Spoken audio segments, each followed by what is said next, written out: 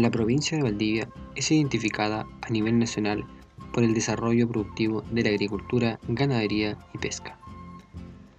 La industria del carbón en la región se desarrolló desde muy temprano el siglo XX, pero no fue considerada una actividad importante hasta la segunda mitad del siglo pasado, cuando las explotaciones de las minas de Mafil y Catamutún alcanzaban un nivel notorio de desarrollo.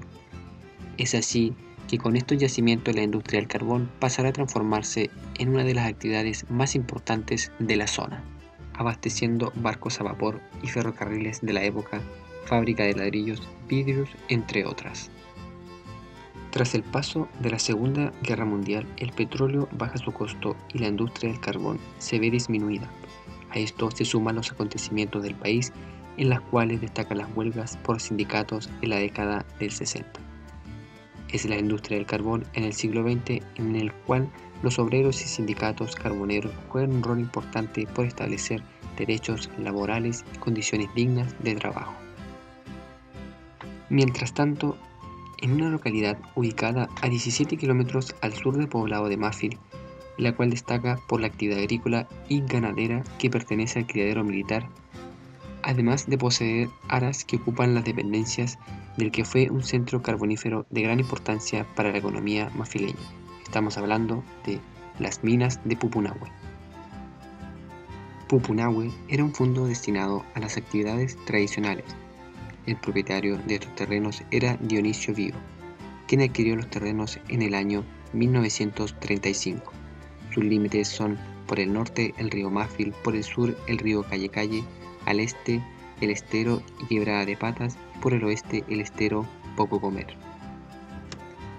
El terreno se dividía en 10 hijuelas, ocupando alrededor de 100 hectáreas, de ellas destacadas las hijuelas de Pupunahue y los Copihue, por ser estos lugares más poblados.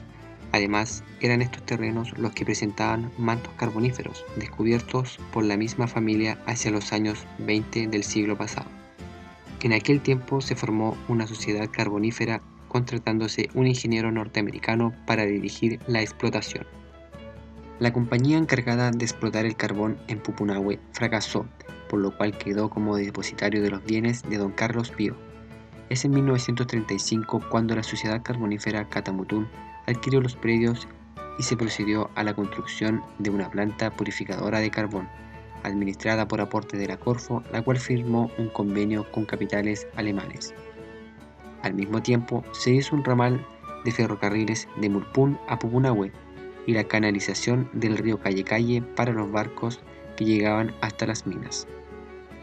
Sin embargo, las explotaciones de carbón no tuvieron el resultado esperado, ya que las minas se inundaron debido a las malas construcciones que se habían hecho dentro del pique, por lo que no llegó a concretarse ni menos construirse en su totalidad, ya que fue paralizada en beneficio de una planta agrícola en Linares destinada al tratamiento de remolacha y anza, por lo cual la producción de la planta Pupunahue quedó postergada, debiendo abandonarse el proyecto para el tratamiento de carbones livianos, que era uno de sus principales objetivos. Finalmente, la Corporación de Fomento, Corfo, vende las instalaciones de la planta purificadora a la Sociedad Carbonífera El Laurel. Esta a su vez vende a la Sociedad San Pedro de Catamutún, quienes continúan con la explotación en menores cantidades y con resultados no del todo satisfactorios debido a que los carbones aún no están listos para su utilización. Esto significó que cesaran las explotaciones en el lugar y se dejara definitivamente de explotar carbón en las minas de Pupunahue. La nueva fábrica, construida en el sector, dejó de funcionar y las maquinarias fueron vendidas, los trabajadores despedidos, quedando abandonado el lugar. El ingeniero George Lai, que visitó la industria el año 1966, nos resume algunos de los elementos más importantes a nivel general, referentes a la paralización de las obras del plan Pupunahue. La planta Pupunahue era una planta piloto de muy baja producción, debiendo luego desarrollarse otro proyecto para implementar una planta industrial en Magallanes.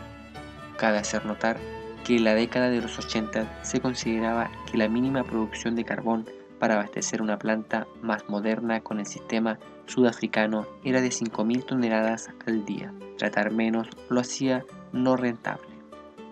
se gastó gran parte de los fondos en la construcción del edificio de la planta, la construcción de una población para la administración y personal de ingenieros de excelente nivel, con un equipamiento interior que no se conocía en Chile. Este equipamiento lo conocí en una visita que efectué en 1966. Estos gastos se hicieron sin haber aún desarrollado la mina, lo que solo estaba en proyecto, una de las razones de paralizar el proyecto que dio el gobierno de Jorge Alexandri. En la actualidad solo existen los cimientos de lo que pudo haber sido una gran fábrica refinadora de carbón y se aprecian las construcciones que utilizarían los ingenieros y jefes de la empresa. En la esquina superior derecha se ven una serie de medias aguas en las que vivían los obreros antes del terremoto.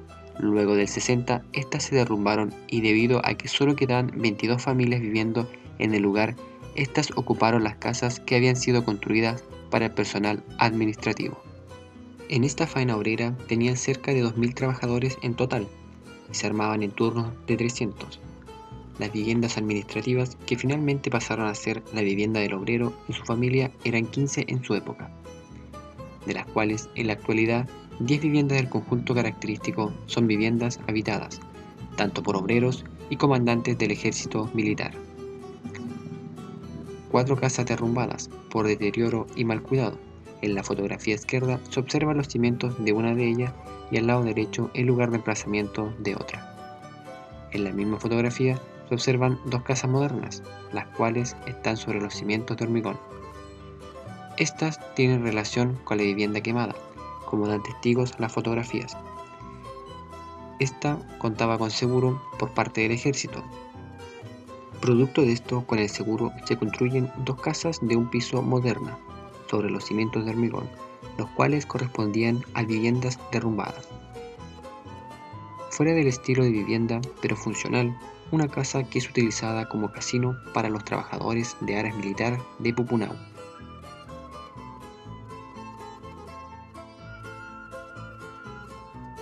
En el emplazamiento se puede observar de color verde la cancha de fútbol, que se ha mantenido hasta la actualidad. Esta cancha también establecía el límite entre aquellos que eran trabajadores de Corfo y los que pertenecían a la firma Duhalde, entre los cuales solían establecerse riñas en su época. Este lugar, recuerda a la gente que actualmente sigue viviendo aquí, es donde solían gestarse los acontecimientos sociales importantes y donde se establecían las ramadas que se suscitaban para el 18 de septiembre. En la imagen se puede observar la tipología de las casas a la cual pertenecen todas las casas de aquella época, la cual sigue un diseño colonial alemán con un sistema constructivo en madera.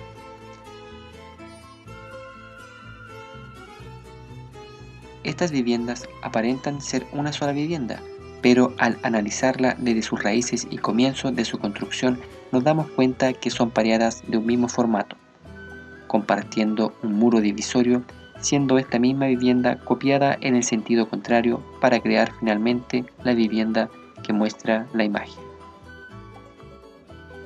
La vivienda está posada sobre una fundación corrida de hormigón de 13.90 metros de largo por 7.8 metros de ancho y 1.7 metros de altura, adornada con piedra laja. La parte de la fundación, planta baja, sirve a modo de subsuelo de la vivienda. Esta tiene accesos principales por la fachada frontal con una escalera circular compartida, llegando a un corredor de accesos independientes para cada vivienda. Por la fachada posterior se encuentran escaleras que conectan con los accesos del subsuelo, los cuales tienen una dimensión de 1.20 metros de altura por 70 centímetros de ancho. Las fachadas laterales cuentan con 2 pequeñas aberturas para la iluminación y ventilación del recinto. En la planta del primer nivel se puede observar claramente la distribución de los recintos: cocina, living, comedor, con despensa bajo la escalera que conduce al segundo piso. Igual se puede observar la entrada al recinto del baño y el dormitorio 1 con sus respectivos closets.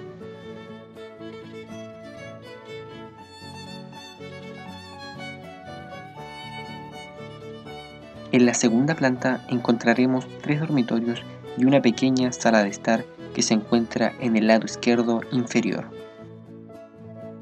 Los siguientes cortes en la vivienda muestran la relación entre las viviendas pareadas y su simetría perfecta de esta. La vivienda, muy característica por la forma de su cubierta y la programación de sus espacios y la eficiencia de estos, la hace cumplir con los parámetros de habitabilidad y comodidad según las opiniones de los mismos usuarios, que en estos momentos son obreros, familias, funcionarios que habitan las viviendas. Son estos mismos que han ido con el tiempo modificando y adaptando la vivienda según sus necesidades, agregando ampliaciones adosadas a la vivienda, bodegas, corredores, etc.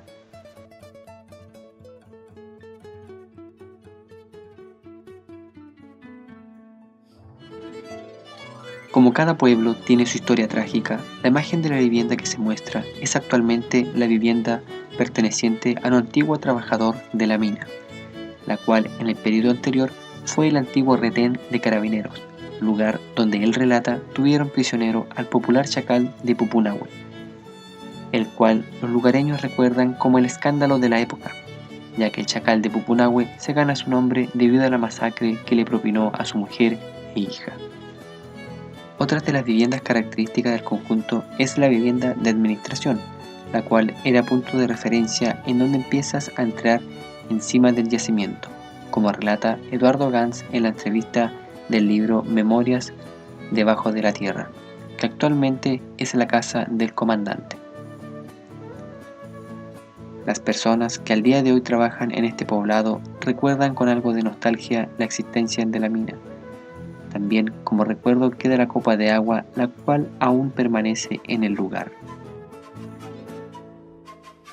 En el transcurso de los periodos se puede ir observando este continuo y progresivo paternalismo, el cual es trascendental y permanente en el tiempo, lo que se puede evidenciar en el paso por distintos organismos hasta el día de hoy, ya sean estos organismos estatales o privados, arraigados a una industria de gran envergadura o una de menor escala, ya sea considerada esta industria de maquinaria pesada o una destinada hacia la ganadería o un arraigo más bien pasivo, el cual se demostraría cuando las viviendas y el sector estuvieron en pertenencia de INACAP con destino a impartir cursos de perfeccionamiento. Estas son las diferentes trascendencias y escalas por las que pasaron estas viviendas a lo largo de la historia y que sigue siendo renuente hasta el día de hoy con un paternalismo estatal en manos del Ejército de Chile. En el día de hoy, las aras del Ejército es un lugar amigable y confortable, apreciado por las personas que allí viven, además de contar con buena mantención de parte del Ejército, el cual trabaja en colaboración con la Universidad Austral de Chile para el criadero equino allí establecido.